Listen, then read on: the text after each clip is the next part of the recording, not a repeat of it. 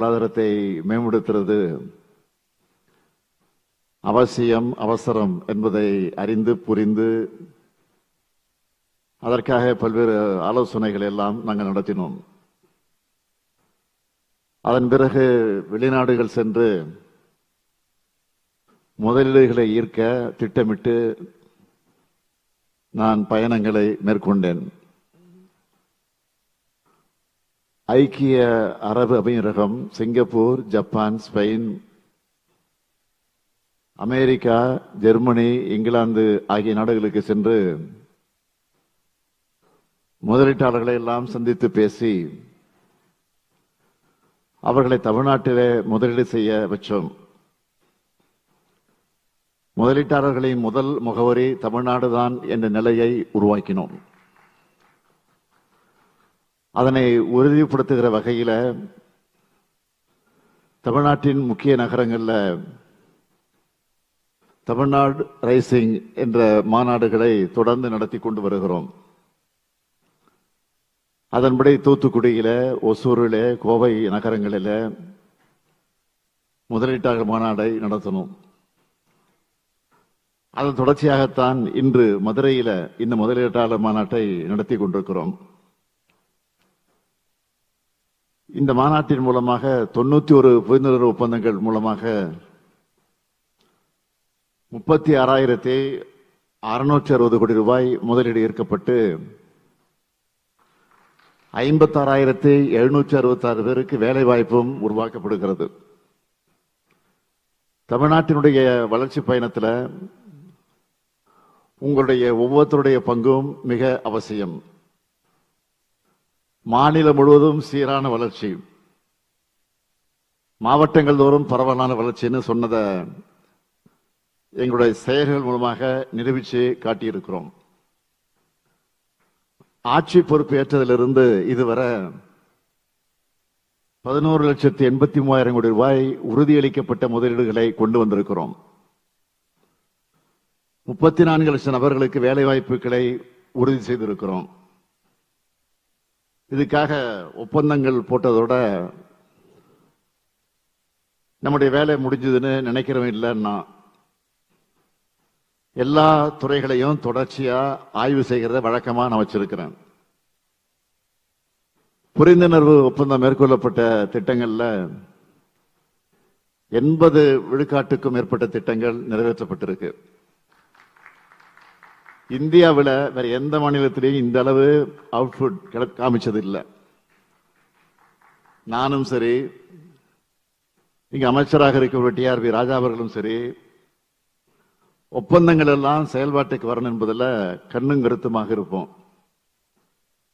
அப்படித்தான் நேற்று முன்தினம் வியட்நாமுக்கே போய் தம்பி TRB ராஜா அவர்கள் மின்சார இருசக்கர வாகனங்கள் மற்றும் மின்சார பேருந்துகள் தயாரிக்கிற வின்பாஸ்ட் தொழிற்சாலையை நம்ம தூத்துக்குடிக்கு கொண்டு வந்திருக்கிறார். முதலீடுகள்லாம் சாதாரணமாக கிடைச்சிடாது. முதலமைச்சர் கேட்டார் என்பதற்காக மட்டும் யாரும் முதலீடு செய்ய முன் வர மாட்டாங்க. முதலீடுகள் செய்யறதுக்கு முன்ன அந்த மாநிலத்துடைய கொள்கைகள் என்ன, மனிதவளத்திறன், உட்கட்டமைப்புகள், சட்டம் ஒழுங்கு, நிர்வாகத்திறன் மற்றும் நீண்டகால நிலைத்தன்மை போன்ற அனைத்தையும் நுணுக்கமா ஆய்வு செஞ்சு தங்கள் வணிக நோக்கங்களுக்கு மிகவும் பொருத்தமான இடத்தை தான் முதலீட்டாளர்களான நீங்க தேர்வு செய்வீங்க. அப்படி தேர்வு செய்யறப்போ தமிழ்நாடு தான் உங்க மனசுக்குள்ள இருக்குன்னு அதை நான் கேட்கிற அளவுக்கு முதல் பெயரா நம்மளுடைய தமிழ்நாடு தான் இருக்கிறதுல நான் பெருமைப்படுறேன்.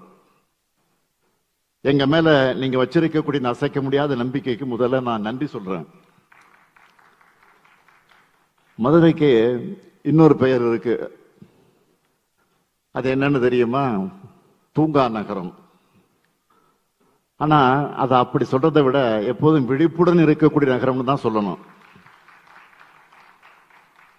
வைகை நதி பாயும் மண், மீனாட்சி அம்மன் கோயிலுடைய கலை அழகுக்கு நிகரானது எதுவும் இல்லை. இங்க மல்லிகை மணக்கும், நள்ளிரவிலே இட்லி ஆவி பறக்கும், சுங்குடி சேலைகள் கைவினை பொருட்கள் எல்லாரையும் ஈர்க்கும். மதுரையை ஒட்டி ஆற்றங்கரையில் அமைந்த கீழடியில தமிழர்களுடைய நாகரிகம் எந்த அளவுக்கு தொன்மையானது என்பதை உலகத்துக்கு எடுத்து காட்டக்கூடிய வகையில சான்றுகள் தான் நமக்கு கிடைச்சிருக்கு. இந்தியாவுடைய வரலாற்றிலேயே அந்த சான்றுகள் மாற்றி எழுத வச்சிருக்கு. நம்முடைய அறிவார்ந்த மதச்சார்பற்ற வாழ்க்கை முறையும் உலகுக்கு மீண்டும் நினைவூட்டி இருக்கு. அதனாலதான் இந்தியாவுடைய வரலாற்றை தமிழ்நாட்டிலிருந்து தொடங்கி எழுதணும்னு நான் அடிக்கடி சொல்லி வரேன். மதுரை சங்க வைத்து தமிழ் வளர்த்த நகரம், கோயில் நகரம்னு பேர் மட்டும் வச்சுக்கிட்டா போதுமா? எனக்கு இந்த மதுரை தொழில் நகரமாகவும் புகழ்பெறணும் என்பதுதான் என்னுடைய ஆசை, லட்சியம். பழைய மதுரையினுடைய மரபு, பண்பாடு, வரலாற்று சின்னங்கள் போன்றவற்றை பாதுகாக்கிற அதே வேளையில தற்கால தேவைகளுக்கும் எதிர்கால எதிர்பார்ப்புகளுக்கு ஏற்ப தானாகவே வளர்ந்து வர்ற மதுரை தொழில் நகரமா மிளிர எல்லா தகுதியும் கொண்ட நகரம். புது புது மாற்றங்களை தக்க வச்சுக்கிற நகரம் என்கிற வகையில தென் தமிழ்நாட்டினுடைய தகவல் தொழில்நுட்ப மையமாகவும் மதுரை உயர்ந்து வருது. TVS Srichakra, TAFE, J K. Fenner, Infinix, Thiagarajar Mills, Madura Coats, Honeywell, HCLன்னு பல்வேறு நிறுவனங்கள் தங்களின் தொழில் திட்டங்களை மதுரையில நிறுவி இருக்காங்க. வேலம்மாள் மருத்துவமனை, மீனாட்சி மிஷன் மற்றும் அப்போலோ போன்ற தலைசிறந்த மருத்துவமனைகள் மருத்துவத்துறையில தனி சாதனை படைச்சிட்டு வருது. பெரும் முதலீடுகளை செஞ்சு ஆயிரக்கணக்கானவங்க வேலை வாய்ப்பை ஏற்படுத்தினாங்க. மதுரையின் தொழில் மற்றும் பொருளாதார வளர்ச்சிக்கும் உறுதுணையாக இருக்காங்க. இங்க சர்வதேச விமான நிலையம் இருக்கு. தூத்துக்குடி துறைமுகம் பக்கத்தில் அமைஞ்சிருக்கு. இந்தியாவோட முக்கிய நகரங்களை இணைக்கிறதுக்கான நெடுஞ்சாலை வசதிகள் இங்க இருக்கு. இப்படி சிறப்பான இணைப்பு வசதிகள், உட்கட்டமைப்பு வசதிகளை கொண்ட வலிமைமிக்க நகரம் தான் இது. சிட்கோ தொழிற்பேட்டைகள், வடபழஞ்சி மற்றும் இலந்தைக்குளம், எல்காட் தொழில்நுட்ப பூங்காக்கள் போன்ற உட்கட்டமைப்பு வசதிகளால எதிர்காலத்தில் ஒரு பெரிய தொழில்துறை மையமா உருவாகக்கூடிய திறன் மதுரைக்கு இருக்கு. மதுரையிலே உள்ள உயர்கல்வி நிறுவனங்களும் ஏற்கனவே செயல்பட்டு வர தொழில் நிறுவனங்களும் உயர்திறன் பெற்ற மனித வளத்தை உருவாக்குற வலுவான அடித்தளமாக செயல்படுது. இங்குள்ள குறு, சிறு மற்றும் நடுத்தர நிறுவனங்களின் வலுவான அடித்தளத்தால பெரிய தொழிற்சாலைகளும் நன்கு பயனடைந்து வருது. நம்ம அரசு ஆட்சி பொறுப்பேற்றது முதல்ல தென் மாவட்டங்களில் தொழில் முன்னேற்றத்தை பெருக்கி மற்ற மாவட்டங்களுக்கு இணையா தொழில் மற்றும் பொருளாதார வளர்ச்சியை மேம்படுத்த பல்வேறு முன்னெடுப்புகளை நாங்கள் மேற்கொண்டு வரோம். தமிழ்நாடு அரசு ஒன்றிய அரசோடு இணைஞ்சு விருதுநகர் மாவட்டத்தில் 1893 கோடி ரூபாய் முதலீட்டில் 1052 ஏக்கர் பரப்பளவில் PM மித்ரா ஒருங்கிணைந்த ஜவுளி பூங்காவை உருவாக்கி வருது. இந்த பூங்கா முழுமையாக செயல்பாட்டுக்கு வரும்போது கிட்டத்தட்ட 1 லட்சத்துக்கும் மேற்பட்ட இளைஞர்களுக்கு வேலை வாய்ப்புகள் உருவாகும். முதலீட்டாளர்களுக்கு தேவையான அனைத்து உட்கட்டமைப்பு வசதிகளும் இந்த பூங்காவில் மேற்கொள்ளப்பட இருக்கு. இந்த முன்னெடுப்பு மாநிலத்தின் ஜவுளி உற்பத்தியை அதிநவீனமாக்கி மேம்படுத்தும். விருதுநகரின் தொழில் வளர்ச்சிக்கு ஒரு பெரிய உந்து சக்தியாக விளங்கும்னு நான் முழுசா நம்புறேன். தேனி மாவட்டத்தில் 424 ஏக்கர் பரப்பளவில் ஒரு பொது பொறியியல் பூங்கா மற்றும் மெகா உணவு பூங்கா அமைக்கப்பட்டிருக்கு. சிவகங்கை மாவட்டத்தில் இலப்பைக்குடி பகுதியில் 108 ஏக்கரும், கழனி வாசல் பகுதியில் 102 ஏக்கரும் தொழிற்பூங்கா உருவாக்குவதற்கு ஒதுக்கப்பட்டிருக்கு. சென்னை, கோயம்புத்தூர்ல நிறுவப்பட்ட டைடல் பூங்காக்களின் பெரும் வெற்றியை தொடர்ந்து தகவல் தொழில்நுட்ப சூழலை விரிவுபடுத்துகிற வகையில் 2ஆம் மற்றும் 3ஆம் நிலை மாநகரங்களிலும் டைடல் பூங்காக்களை நிறுவுவதற்காக முடிவெடுத்தோம். மதுரை மாவட்டத்தில் 314 கோடி ரூபாய் மதிப்பிலான டைடல் பூங்கா அமைக்கப்பட்டு வருது. மதுரை மாவட்டம் மட்டுமல்ல, சிவகங்கை மாவட்டத்திலும் டைடல் நீயோ பூங்கா நிறுவப்பட்டு வருது. விருதுநகர், திருநெல்வேலி மற்றும் கன்னியாகுமரி ஆகிய தென் மாவட்டங்களிலும் டைடல் நீயோ பூங்காக்கள் நிறுவ திட்டமிட்டிருக்கோம். ராமநாதபுரம் மாவட்டத்தில் புதிய விமான நிலையத்தை அமைக்கிற முயற்சிகளை மேற்கொண்டு வரோம்.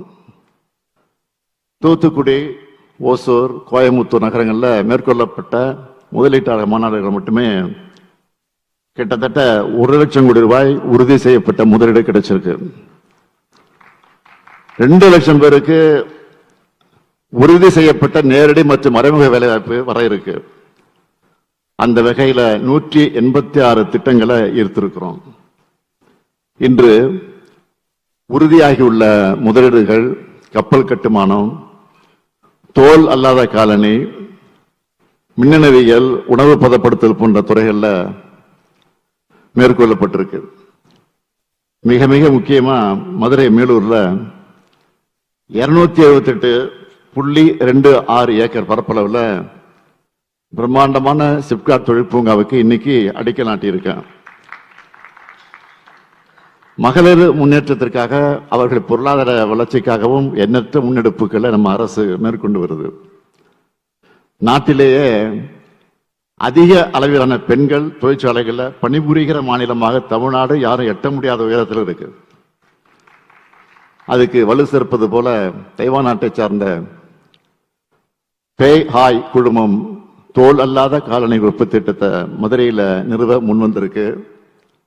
இதன் மூலம் 15,000 பேருக்கு வேலை வாய்ப்புகளை கிடைக்க போகுது. அது பெண்களுக்கு.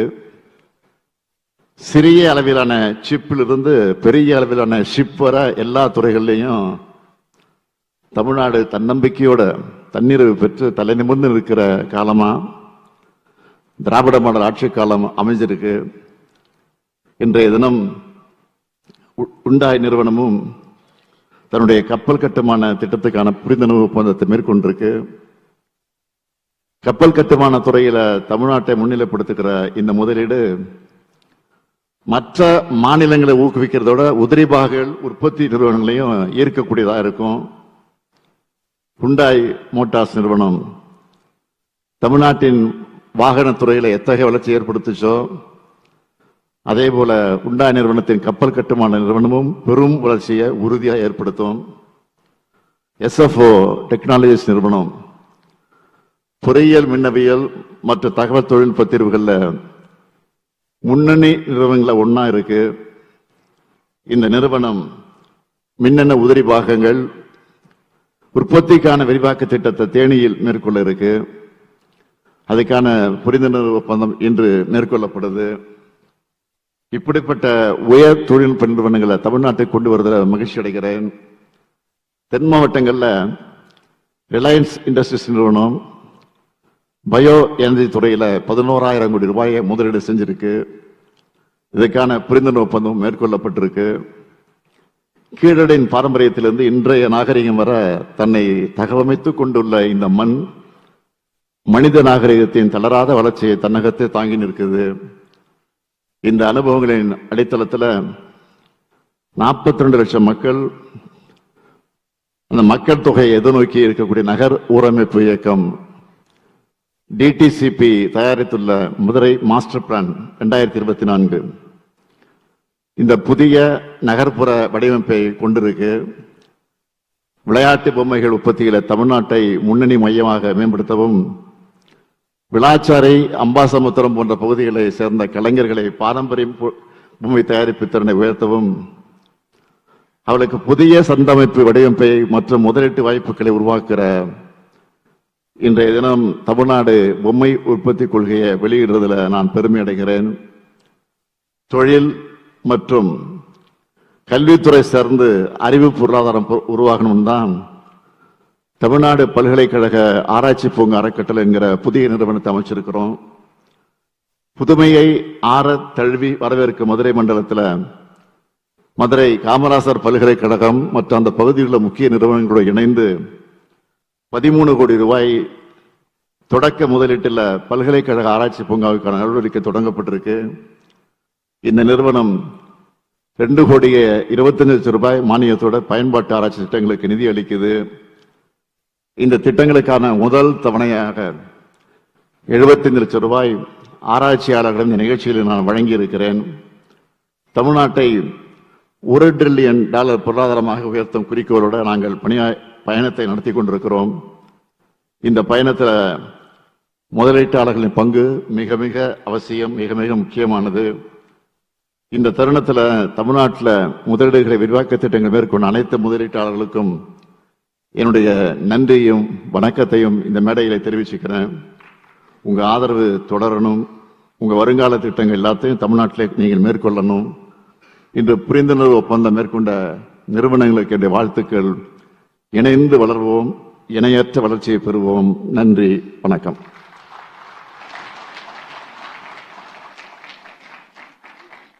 Thank you, sir. Ladies and gentlemen, today truly deepens Madurai's position as a